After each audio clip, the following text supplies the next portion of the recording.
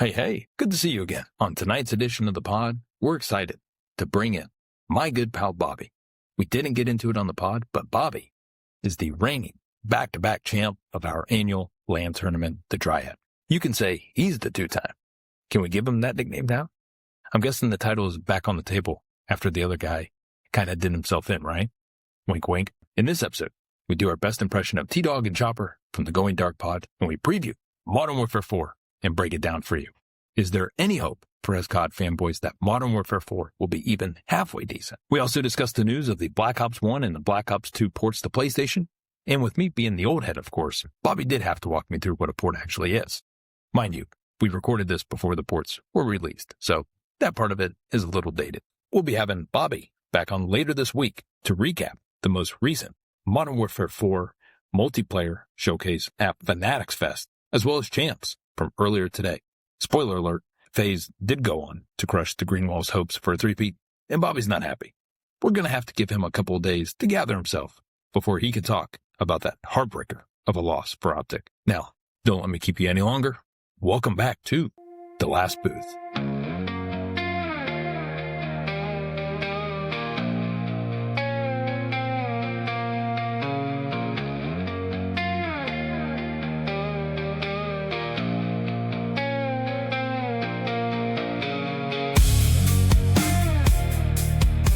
Bobby, we finally got you. Finally. Kids are Took down. a couple weeks, but exactly. Kids are down, schedules lined up. And this is our first episode doing it remote, so there's a bit of a delay, which I imagine we might talk over each other, but we'll figure it out. Yeah, for sure. Okay. For sure. All right, let's go ahead and get started here. Let's start with something I didn't expect. Black Ops 1 and Black Ops 2 coming to PS5. This has been in the news here for a few weeks. We're big fans of the Going Dark podcast. T-Dog and Chopper talked about it, so this is not earth-shattering news here that we're breaking on the pod. But one thing that they had mentioned seems like from what they're gathering is that news is getting more hype than Modern Warfare 4. Is that what you're seeing? Yeah, I mean, definitely. I would say that newer gen Call of Duties have kind of put a bad taste in people's mouth over the last few years. So I think that, going back to the roots, it kind of perked some people's ears up and they're ready to listen. So we'll see what happens. In a big way, too. I mean, just by the numbers, Treyarch, when they posted the news about the ports on X, 41 million impressions or views. Yeah. For Call of Duty's reveal trailer X post for Modern Warfare 4, 24 million. So not quite double, but pretty close to that. That's shocking when I looked at the numbers. So, I mean, I was listening to pod and thinking, all right, maybe those guys are just limited to their own, silos in terms of the community, communities that they each have. But wow, I mean, the numbers do bear that out. And that's shocking because Black Ops 1, Black Ops 2, nearly 15 years old for each of those titles. Black Ops 1 even more so. And for Modern Warfare 4, I mean, I know this is obviously our fourth iteration of the Modern Warfare new gen franchise, if you will, but it looks like it has some potential. So I was kind of shocked just because we're having now a departure from the last two COD titles being in the Black Ops universe. Now we're making a switch. I don't know. I'm just shocked at those numbers. It's not everything. It's just X numbers, but still something. Yeah, I mean, it definitely shows. I mean, especially on, a platform that's predominantly overrun by video games and gamers. I mean, seeing all those impressions just on that side alone, I mean, it speaks volumes. Yeah. And going back to Modern Warfare 4, I want to talk about that. The reveal trailer was released a little over a month ago, May 28th. So we've had a few weeks to digest it. I'm sure you watched it, right? I did. I am a Call of Duty optimist, so I'm excited for it. I enjoyed Modern Warfare 2019, and they're kind of saying that it's going to play out like Modern Warfare 2019. Gunplay is going to be like that. Seems like they're kind of stepping away from the disaster that they did with Modern Warfare 2 and Modern Warfare 3. So we'll see where they go with that. And then I'm kind of excited. I hate to say it, but I am kind of excited. Yeah, I'm getting there. Now, my first impressions was the trailer wasn't anything surprising or against the grain from what we have seen, at least from the reveal trailers of these, newer gen Modern Warfares, but it certainly had the aesthetic of Modern Warfare 2019. I'm glad you brought that up because that's exactly what I had. That was the first thought that was in my head when I first seen it. But I got to tell you, Call of Duty, we'll go back and forth, with the actual quality of the games in different respects and so forth. But my goodness, when they have that trailer music, I mean, let's just take a look at last year's Black Ops 7's. Right? Absolutely. The Hand That Feeds by 9 Inch Nails. Oh my goodness. Oh yeah. Yeah. That was awesome. I mean, I think it's something that the Treyarch team does very well. I mean, their cinematic trailers, along with their choice of song in the cinematic trailers are just, I mean, chef's kiss. Yeah, second to none. And before the pod, this was yesterday, but I had rewatched Black Ops 7, the reveal trailer, that is. And it's been a while since I last watched it. It'd probably been a year since I last revisited it. But I remember loving it. I watched it again, didn't love it as much. And that's probably just because I know I haven't even played the campaign. I'm waiting for the perfect moment, if you will, to play it. I know it's terrible. I know it's going to be a big waste of time, but I'm looking forward to doing it. But nonetheless, it did take away from my feeling that I remember having when I first watched it. But when that 9 Inch Nails Hand That Feeds song starts playing, I still get goosebumps. That's an awesome trailer. And then the year before, Modern Warfare 3, if you remember, Don't Fear the Reaper. That was, if you recall, the Gulag assault in the middle of the night. That was awesome. And then before that, Modern Warfare 2, Wherever I May Roam by Metallica, of course. Yeah. Yep. And you have where it starts kicking up, you have Ghost who says capture or kill. And it's just awesome moment, incredible trailer. And as we know, the campaign, at least for Modern Warfare 2, was lackluster, and so was Modern Warfare 3, to say the least. Yeah. All those games that we mentioned are problematic in their own ways, but the trailers, wow. Yeah. Absolutely. At least they get that part right. Oh yeah, absolutely. As far as campaigns go, I have heard nothing but good things about this campaign. I've heard that it's a linear mission after mission campaign. It's not the free roam, go around and loot stuff campaign style. That definitely piques my interest a lot more for this new title. You mentioned the Black Ops 7 campaign. That I didn't play it. I watched some gameplay of it. It's not for me. I couldn't. Nope, couldn't do it. What was not for you? Oh, I mean, you're just fighting a giant human that's engulfed in this gas-like substance. Like, it's pointless. I mean, it's just as bad as the Black Ops 3 campaign. Was it Rook? Is that the character? Yeah. Was it Rook? Yeah. He was the big giant? Yeah, it was Rook. It's funny, but it's sad that that's where it got to. Like, who greenlit that? From Treyarch. Exactly. Who thought that was a good idea? Exactly. And I don't know if it, is specifically Treyarch, coming down the line with that, or if it's, Puppet Master Activision putting their hands in and stirring stuff about, but it was not a good play. Yeah. If you remember the Black Ops 7 trailer that we just mentioned, there is a callback to Black Ops 1 where you have all the multiple screens and so forth, and you're thinking, okay, the what's numbers, going on Mason, here? what do they mean? Yeah. And there's none of that. None. At all. I mean, there's numbers in the smoke, but like, I haven't played it, so I guess I don't necessarily know where it ties in, but you get any person that has played Call of Duty campaigns, ranging all the way back to World at War, all the way up to, the last decent one that we had was, I would say, probably Modern Warfare 2019. In terms of campaigns? In terms of campaigns, I mean, there's no one is going to look at that campaign and say, "Oh, I can't wait to play that."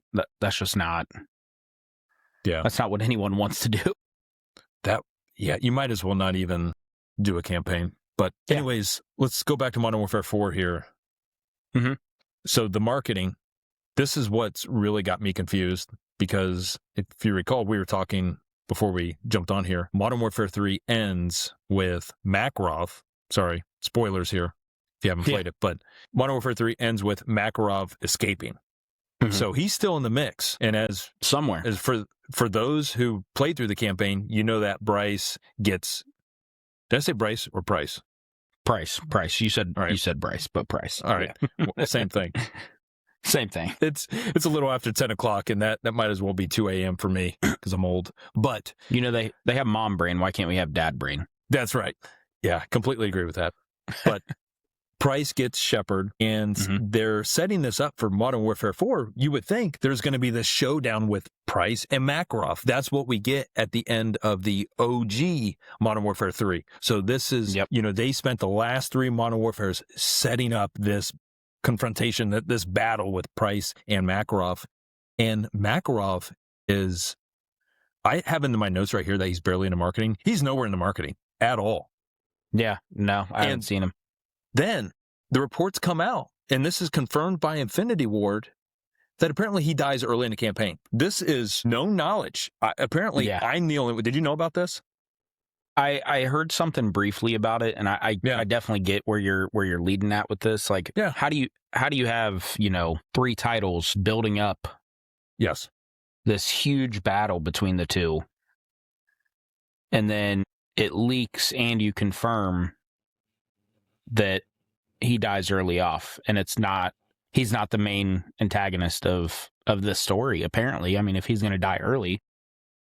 I don't understand why you would do that. It's not even a leak. They were talking with I don't know who, and it was known knowledge, and he's going to die early in the campaign. So what, why, how, I don't know. It doesn't make any sense. And it just speaks to the fact that this is a new setting, a new direction, a new antagonist. It's not going to be Makarov from what we're seeing. It's going to be someone else. Yeah. I mean, they confirmed it that he's going early on. So, I mean, you got, depending on how long, the campaign is, you got, I'd say most campaigns are probably like an hour, couple hours, maybe a little bit more, depending if you sit there and play through it. Especially the recent Call of Duties have been pretty short campaigns. But if I'm going through a campaign, I expect to be fighting this antagonist from, minute 1 to hour 3. Yeah. So if I'm only going from minute 1 to minute 30, then they got to bring something bigger than Makarov in, and I don't know how they're going to do that, especially with how much they built it up over the last 3 titles. I'll tell you what, you got to be on some crazy speed runs if you're knocking out these campaigns in 3 hours. Bobby, we already know your next level, but it takes me 6, 7, 8 hours. Yeah. And that's on normal.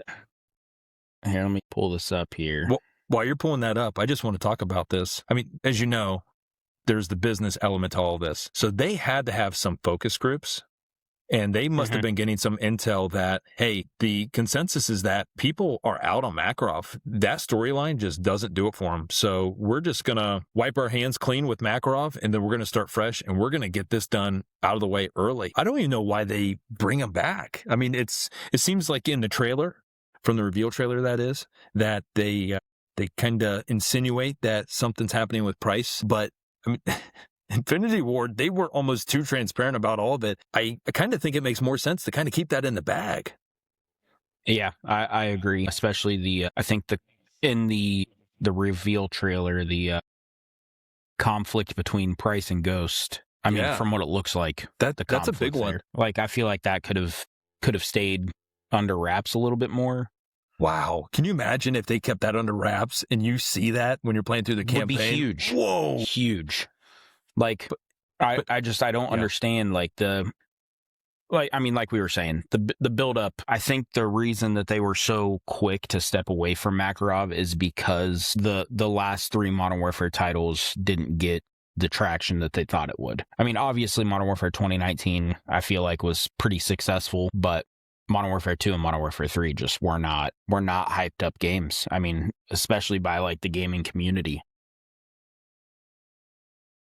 Yeah, and I'm pulling it up here on X. Makarov dies early in the Modern Warfare campaign, revealed by Infinity Ward. This was most likely said to creators to lower. It most likely said to creators to lower expectations of his involvement. That doesn't make a whole lot of sense. Anyways, I'm sure I'm one of the 3 people in the world who care about this aspect of the campaign, but my goodness, that grinds my gears. So let's talk about the setting. South Korea. What's your thoughts on that? To me, seems like a very odd pivot. I don't mind it. I think it kind of sets the foundation on, modern warfare a little bit better than, I guess before we were, over in London, we were in Europe, what Russia. was that country? They were in Russia, Europe, but they were in like almost a Middle Eastern country. I can't remember the name of it. And then we had some U.S. stuff in there. What was that country? The Middle Eastern one? Yeah. I think it was 2019. Yeah, it was 2019. It was Uruzgan. Yep. Uruzgan. I'm not even getting close. Yeah, it's fictional. It's fictional Middle Eastern Republic under siege by Russian forces. So even there, Russia, stuff like that. Like, it's just not... Yeah. The Russia thing, it's played out. I mean, I understand that it's an easy target to build a conflict on, but I think, the South Korea, North Korea kind of stuff just kind of makes it a little bit more intriguing.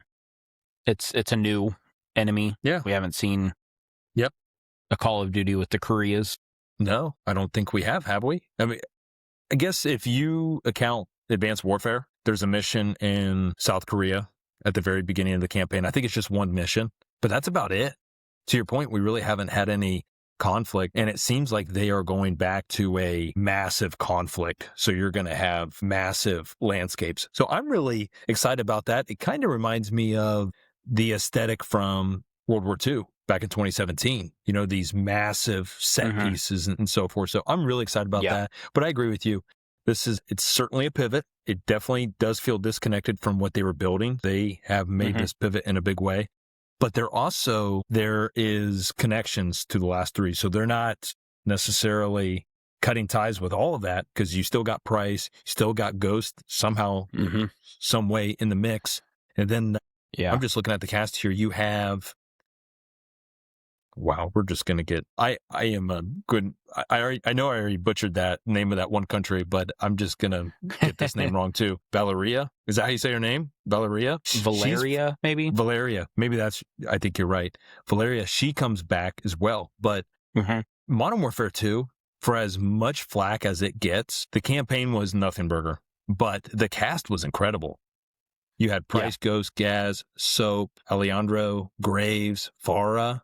Farah's not... I'm surprised that she's not back. She stole a show in Modern Warfare 2019. Oh, yeah, absolutely. I mean, the conflict between her and her brother, that was, huge. That was awesome. And then for it to just die out and then her be gone, it was weird.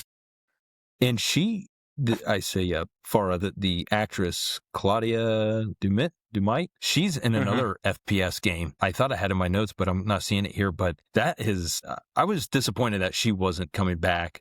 But that's it. Price, Ghost, and how do you say it? Valeria? Valeria, yeah. Valeria, okay. Those are the only three from that cast of there's about 10 of them. Laswell, Shepard, as we know, Shepard met his demise in Modern Warfare 3, but they had Laswell's not coming back. Yeah. They had an awesome ensemble that was, I really liked all the characters in there, and then they're only bringing 3 back. I'm just curious why that is. I don't know. Maybe, we might have other characters that just aren't announced yet. Yeah. Obviously they can only announce so much. Like, if we scroll through IMDb, it says Laswell's going to be on there. Okay. And that's pretty much it. Other than that, it's going to be, looks like some new people. Yeah, I'm seeing that here. And we're doing a deep dive. For all you listeners, Bobby is not huge into campaigns, so he's doing me a favor and let me jump on my soapbox. But yeah, I'll play them if they're good. If they're good. And that's the hope, that this is certainly something worth your time. Should we move the DMZ? It's up to you. I'm fine with whatever. We can move on to DMZ. Yeah. Well, let's talk about DMZ here a little bit. Did you play too much DMZ? Not at all. I did not play DMZ. Bobby's also not a DMZ guy. I did play it twice, I think. I just wasn't a fan. I feel like if you release something as an extraction shooter, you should be able to extract with something. I felt like in DMZ really didn't. The replayability wasn't there for me. I didn't have a drive to go in and grind and then just come out with nothing. You know what I mean? So it really wasn't something that that piqued my interest too much. Yeah. So sounds like you're not looking forward to this, or at least From it's not. everything that I've heard about the new one, I have been more interested in this one than I was the previous iteration. Yeah, there is some interesting variables such as the weather. It includes dynamic weather. Dynamic weather. Yeah. Yep. That's really cool. I like that. It's going to be pretty crazy. I was actually listening to a video the other day talking about it, and the guy was saying that there's supposed to be like a snow like effect, rain, kind of like a fog. I think that'll be super cool. Between the dynamic weather and, from what I understand, the looting system has changed. I might be jumping a little bit too far ahead. We can. No, you're fine. I'm just looking for it. So from what I've heard, I obviously take it with a grain of salt. I'm not sure what's true and what's false. Yeah. But apparently the looting system, you loot, and then the things that you get, you come out with, but they go into a like an automatic transfer to a bank. And that money that you get from that, you use to spend in a, what's it called? It's like a hub. So if you remember back at Call of Duty Modern Warfare 2, you had that like player hub that you could run around before matches and stuff, and after matches with your friends. You can go to like the shooting range. You can do like the 1v1 pit. I don't know if you're familiar with that one at all, but when you extract out of a game, that money, like I was saying, goes into like a bank from the stuff that you looted, and then you can use that money to roam around, and you can purchase stuff, and you can there's a 3D printer that you can use to print items. You can buy different streaks, you can buy different operators, you can buy larger bag caches for more inventory. I think that'll be a cool concept in a Call of Duty game, something that we haven't really had before. I think that'll be pretty cool. The locale itself is, I had it here. I think it's bigger than the last map for DMZ. What was that? Yes, I have heard that it is bigger. Yeah, much bigger. And then it's the ruined exclusion zone on the Korean Peninsula, bordering Russia, directly forwarded by radiation fault disaster. Yep. The map is Hajin, I believe. Yeah. I'm done trying to pronounce stuff tonight. But the radiation fault disaster that happens right at the conclusion of the campaign, so it ties right into the campaign, which is cool. Which I kind of hope that they make it a locked feature until you play the campaign. That's interesting. So I like that.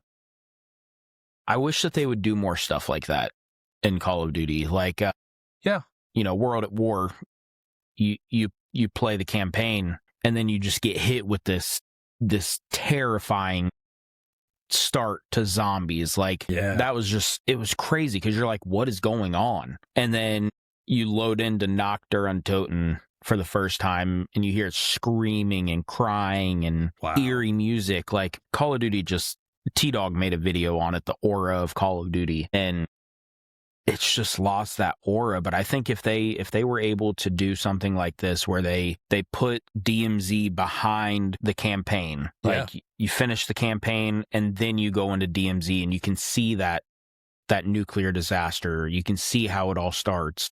I think that would be a cool setting to get into it. Yeah, if I'm not mistaken, I think they tried to do that with Black Ops 7, didn't they? You had to complete the campaign to play or to unlock their third mode or their fourth mode, because they have campaign multiplayer, and then they had zombies, and then there was a fourth mode where you played on the new map, whatever it is. I've already forgotten. Yeah, I can't remember. I clearly didn't play it if they did, because I didn't do the campaign, so. No, I forget what that mode was, and I'm too lazy to look it up right now. Going back into Modern Warfare 4, I didn't play too much DMZ either. It's one of those things where it sounds interesting on paper, and it's checking off all the boxes, but at least my first go around with the initial DMZ, I just couldn't get my friends to play it. Yeah. So it wasn't just you, but it was others in our friends group, and just there wasn't a whole lot of interest. But times that I played it, I really enjoyed it. But it can be somewhat slow at times. It just depends on your play style. But I am looking forward to it. I do think the dynamic weather, that's a really neat variable that Battlefield takes full advantage of, and they're known for that, Absolutely. right? In addition to all the destructive element to it. Yeah. But I think that'd be cool if the Call of Duty could incorporate that into multiplayer. I agree. Obviously, I think that would be pretty cool. There's problems with, you can't do it for champs. I get that. Mm-hmm. But if there was a separate playlist that included dynamic weather for the maps, that'd be really neat. Yeah. I would enjoy that. Yeah, it'd be something different for sure. Sorry, I'm gonna jump back real quick. The mode that you were talking about was Black Ops 7's Endgame. Yes. Yeah. Which was I didn't play it, so I'm not sure exactly how it went or what the concept of it was. From what I understood, it was kind of like a DMZ based thing. It was DMZ. It was zombies. It was a whole lot of mumbo. It was everything. Yeah. Mixed bag. But I think it only lasted like a week, and then I think they made it playable for everyone or something like that. Or maybe that's what it was. Or maybe somebody or so many people in the community had to beat the campaign first in order to get it, or something like that. Yeah, it was weird. Yeah, if I'm not mistaken, from what I recall, you did have to complete the campaign to play Endgame. And then about 2 weeks after the fact, I think they changed that just because no one was playing the campaign. Yep, that's exactly what it was. Completing the story was initially a requirement at launch. Yeah. And then they changed it. I'm looking here, IGN, November 20th from last year. Endgame was only accessible to those who complete the campaign, but from tomorrow, rather, all players will be able to jump into the action. So that proves my point that initially it was locked. You had the same dynamic as to what you would have seen with World at War, playing the campaign, unlocking zombies. They're trying to go for the same kind of thing, and then they just ditched it because, oh no, this campaign's getting torn up. And maybe, Tinfoil Chris here, tinfoil hat that is, maybe they knew their campaign was lackluster, and they're thinking, you know what, we still want people to play it, so that they were going to do this. I don't know. I doubt that anyone on that team thought that was a decent campaign.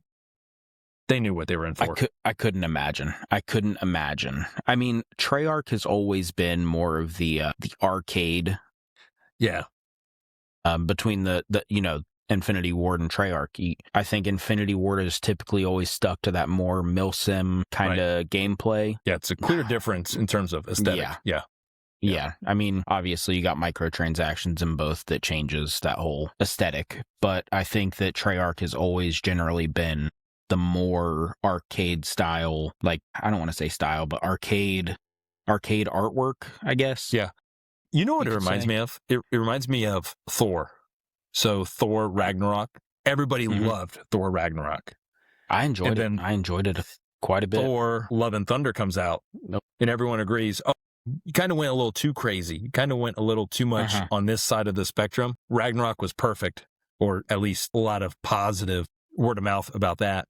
But Love and Thunder, just completely up the ante. Too much so. It went too extreme. And that's what I'm thinking here with the Treyarch and that aesthetic here with the weirdness, to say the least. But absolutely.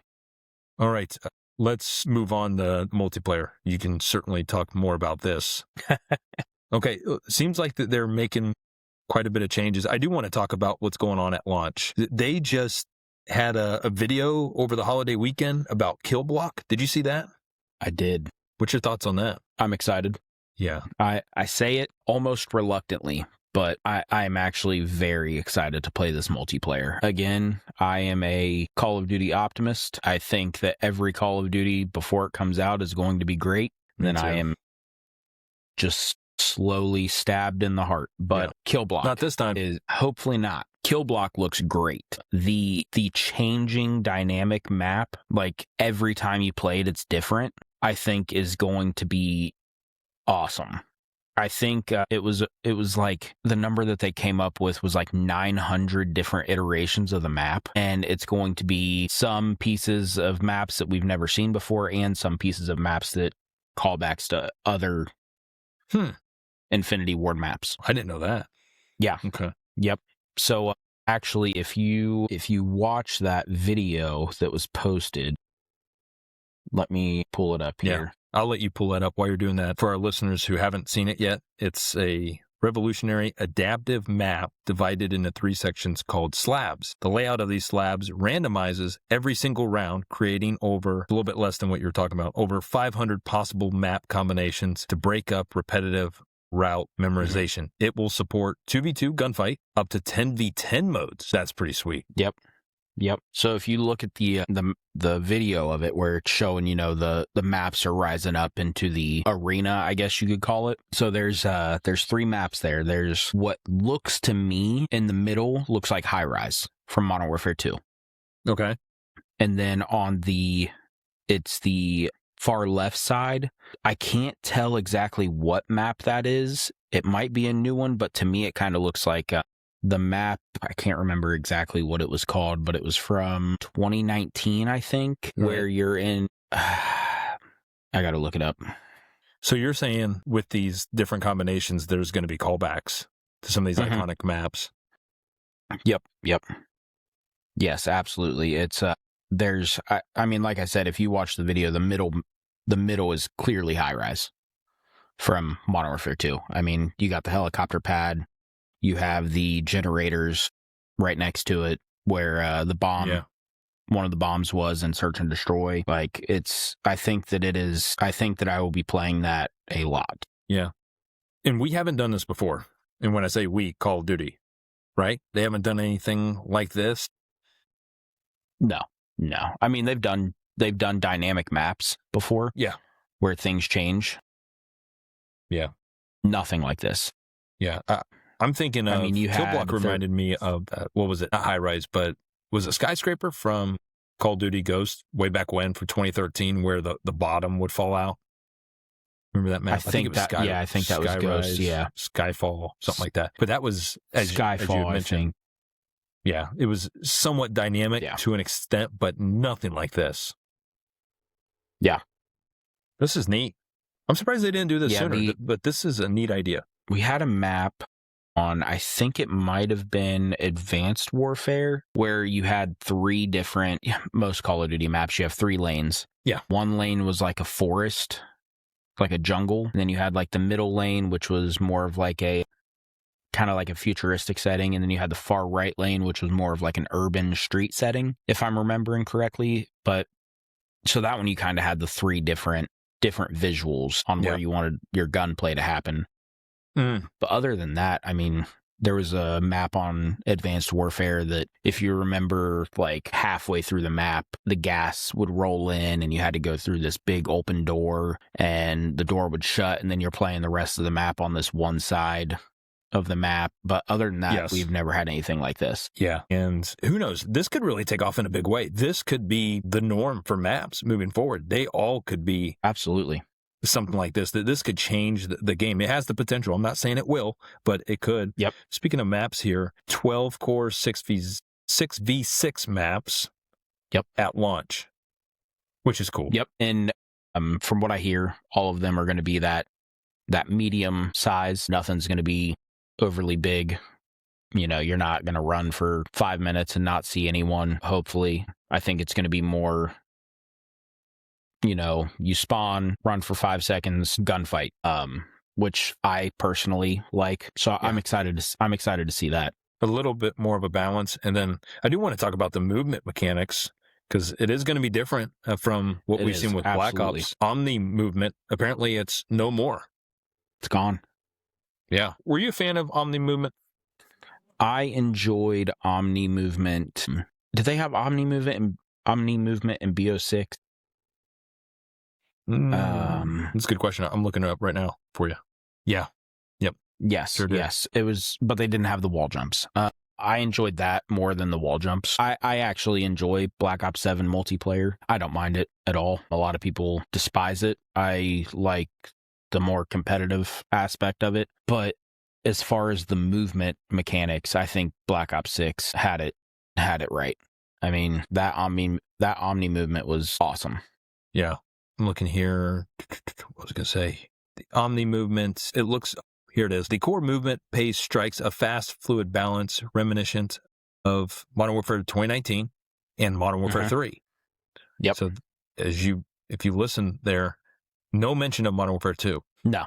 Yeah. Modern Warfare 2, they screwed that movement all up. They had it okay at the beginning, they changed it, and then they tried to change it back, and then they tweaked it some more. Like, it was just a whole mess. I think Modern Warfare 2019's movement was great. I feel like that game gets way too much flack. I think that game was the best Call of Duty that we have had in 10 years.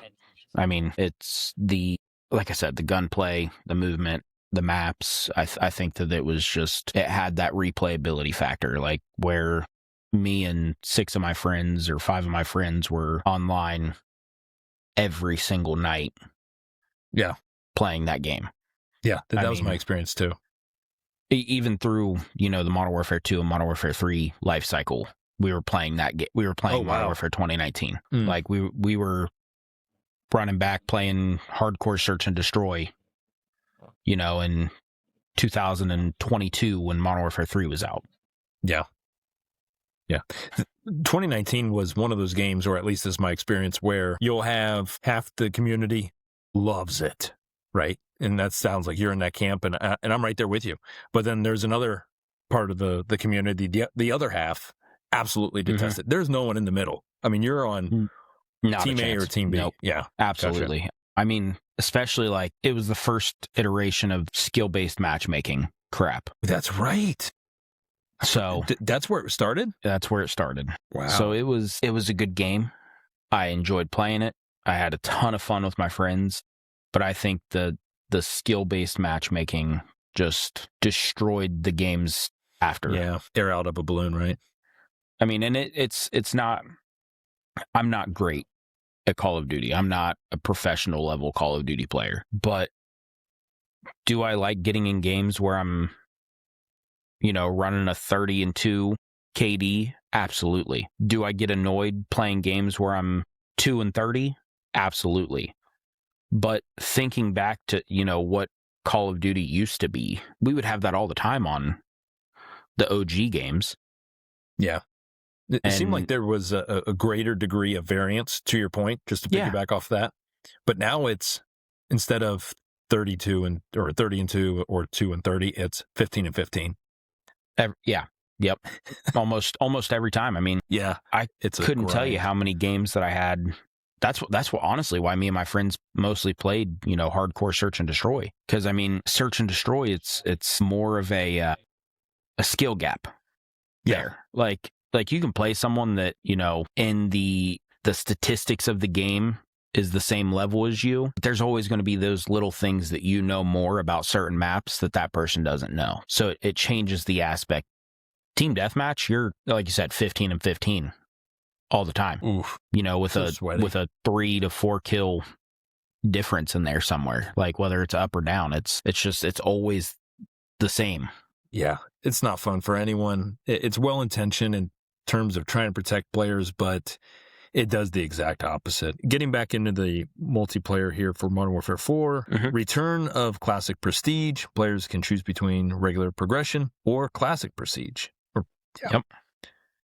Which resets custom class unlocks in exchange for higher XP rates and exclusive rewards. Yep. I mean, Classic Prestige is great. The thing that I don't... It's awesome. People hit their max prestige and they start leveling up after that. You got level 1000s and all that. I don't want to see that. I don't care.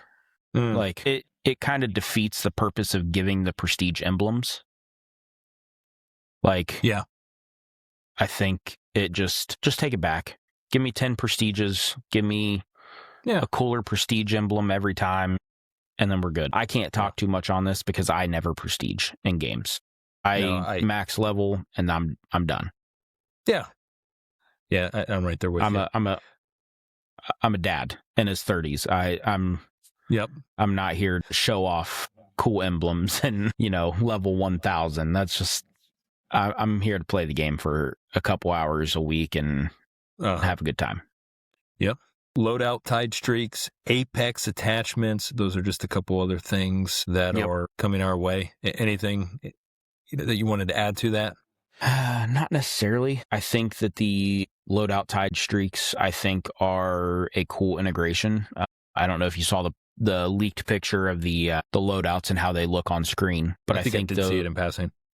I think it's a good way to do it. You change your operator, you should have different items on that operator. I think that it gives it more, I want to say more of the Battlefield loadout feel, but I think that integrating it into a Call of Duty setting where you have those kill streaks and stuff like that, I think that'll be pretty cool. You know, being able to set different kill streaks for different styles of play, I think would be awesome as well. So, you know, you have a run and gun class, you know, SMG, lightweight, scavenger, all that stuff.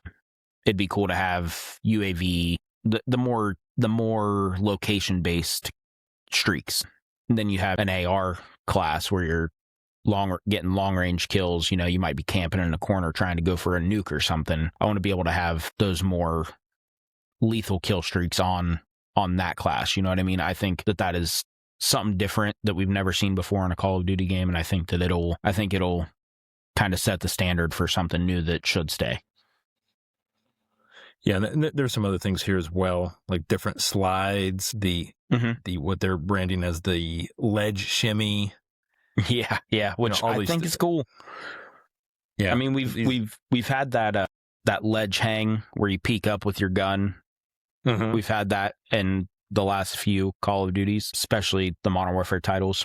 But I think it'll be pretty cool. I'll let you get into the rest of them. We talked about the shimmy, pipe interaction, climb up and slide down vertical pipes dynamically across the map. I don't know how much I'm going to be using that. Some of us more so than others. I think it's going to work like ladders, honestly. I think it's just going to be like ladders. Yeah.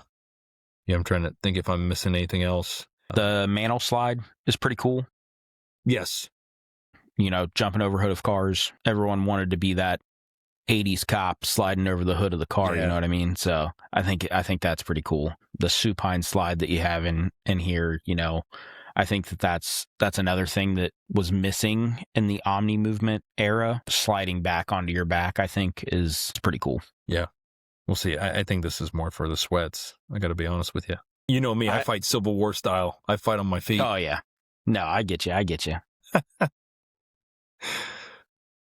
would be cool if you would, you know, put in your age into your Call of Duty account, and that would affect your operator's stamina and speed at crouching and diving and so forth. Really neat. So your operator ages with you with each passing Call of Duty. It's something to think about. You're welcome. You load in, you hear your knees and your back crack. You're like, every time you get up, you're like, yeah. But you're so much smarter than the younger ones. Yeah, so your IQ points, you know, it allows for you to do different things. Yeah, so we're thinking outside the box here. Yeah. All right. They're like running into closed doors and stuff. Anyways, we got in the campaign. We got in the DMZ for a quick second, and then we got in the multiplayer. I guess the final question that I have here is, what ultimately is going to get people more excited this year in 2026? We have a brand new Call of Duty title. And then we have the Black Ops 1 and Black Ops 2 ports. And it seems like the ports are winning. Yeah, I think that the ports are definitely winning. But like I said, last 4 titles of Call of Duty have been poor. Yeah, they haven't done themselves any favors. But before we let you go, Bobby, I got to ask you, what is a port? So a lot of people are confused thinking that it's a remaster or a remake, and it's not. It is, the graphics are going to be slightly updated. Okay. I don't think it's going to be a whole lot. I think it is still going to look like 2012 Black Ops 2. So from what I understand, it is just a network and server revamp, pretty much. And this is for PlayStation only, right? This isn't for Xbox. Yes. Xbox hasn't had this. Nope. When they released the backwards compatibility for Black Ops 2 and Black Ops 1, I believe that they got their own servers when they did that. I might be wrong, but I think that's what they did there. So this is just like PlayStation 5's version of that. There's a whole new development team working on it. So hopefully, I think that I can confidently say that if Black Ops 1 and Black Ops 2 outsell Modern Warfare 4 this year, I think that we will see more remasters happening.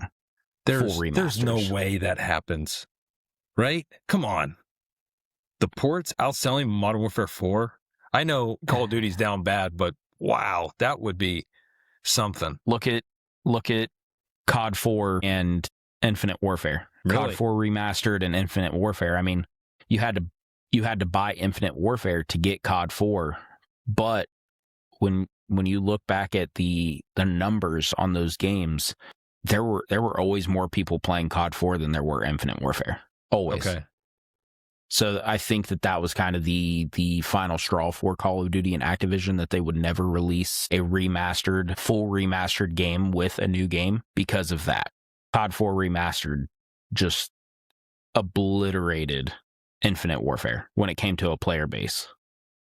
Yeah. Well, you might be onto something there. I'm looking here. The copies, Infinite Warfare sold significantly more copies than Modern Warfare Remastered. This is per Gemini here, just doing a quick. But that was only because you had to buy Infinite Warfare to play Modern Warfare Remastered. Yeah, the Legacy Edition, right?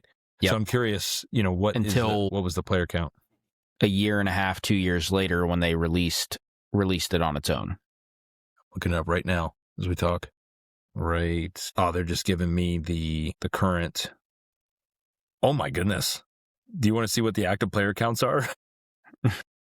What are they? Infinite Warfare tracks an estimated peak of 300 to 500 concurrent players daily on Steam charts. Is that higher or lower than what you would have anticipated? That's about par for what I would have thought.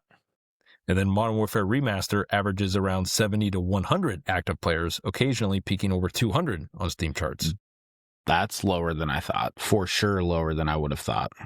It is a 10-year-old game, which is sad because some of these games, I'm sure you've seen the news about Destiny 2. They're shutting down. And we're just at that point now where some of these older games that we grew up with, they're shutting down the servers. But going back to your point, for the Xbox backwards compatibility for Black Ops 2, you are connected directly to the legacy Xbox 360 peer-to-peer matchmaking servers. Whereas the ports here, they're going to operate PS5, but they're going to operate on modern dedicated servers. So yes, Xbox, we don't have that. Dedicated servers. Yeah. Yeah. So I hope Xbox does something like this, but I'm not crazy about the paywall. Yeah, I think the paywall is a little bit steep. From what I have seen, it's probably going to be $40 per game, and then DLCs are going to be $10 per DLC. $10 per DLC? Oof. Yeah, Yeah, 80. You got 4 DLCs per game. I was a big Black Ops 2 Zombies person, so there's a good chance I'll probably end up buying it. We'll see what happens. And we don't have indication of when this is coming out. That they're just kind of July. Keeping this up in the air. That was it. They said July. Oh, so this month. Oh, it's coming up soon. Yeah, that's smart, because if they waited any longer, it would run against Modern Warfare 4, and they don't want that. Yeah, there's been some speculations that it's probably going to be the 10th, from what I've heard. That's in a couple days, Bobby. I know, but I don't know. I can't say for sure when it'll actually happen. Can I borrow $80? Maybe they'll pull a Grand Theft Auto on us and release it in a year. Yeah. Ooh. Yeah, that wouldn't be good. Yeah. Yeah. Okay. All right. I think that's really everything that I want to hit upon with Modern Warfare 4. Yeah, it's going to be really interesting to see if those ports outsell Modern Warfare 4. I think that is bonkers. I don't see that happening at all. But if it does, yeah, Call of Duty, I mean, I don't know what that says, but that would be shocking. Yeah. I think that it's achievable. Yeah. Just like I said, past 4 titles have not performed the way that they thought they would. Yep. We'll see. I think that I think the marketing needs to be up there for Modern Warfare 4. which so far the trailer was great. I think that the microtransactions, they gotta step those down. Like it's absurd. I mean, Black Ops 7 claimed that they wouldn't have any, off the hill operators, but they're bringing in Dave Chappelle. Like, what are we doing? Like, I think that the microtransactions need step down. I think that the cheating, the cheating is horrible in Call of Duty. It's always, the cheating in Call of Duty has always ran hand in hand, always. But it's never been this bad. Like, especially playing, competitive Call of Duty, like ranked. It's horrible. You get past Diamond and you're just playing lobbies of nothing but cheaters. Yeah. I did want to go back to, didn't mean to cut you off there, but I want to go back to the microtransactions. IGN headline. When was this? Oh, geez.